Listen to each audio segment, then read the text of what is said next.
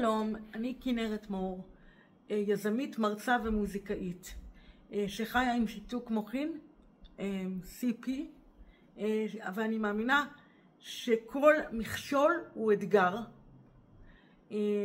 את הדרך שלי לעבודה התחלתי בסירובים. אף אחד לא רצה לתת לי הזדמנות. שלחו אותי מרעיון לרעיון ולא נתנו לי באמת הזדמנות.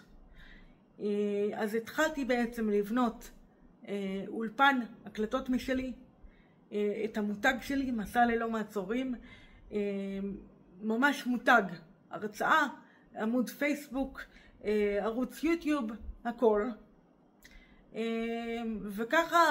וככה זה התפתח למה שאני עושה היום.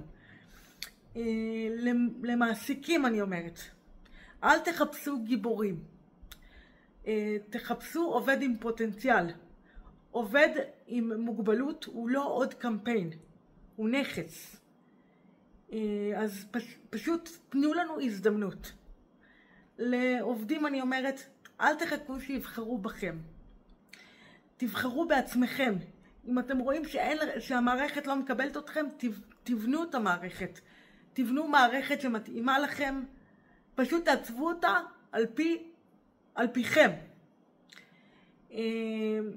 ומי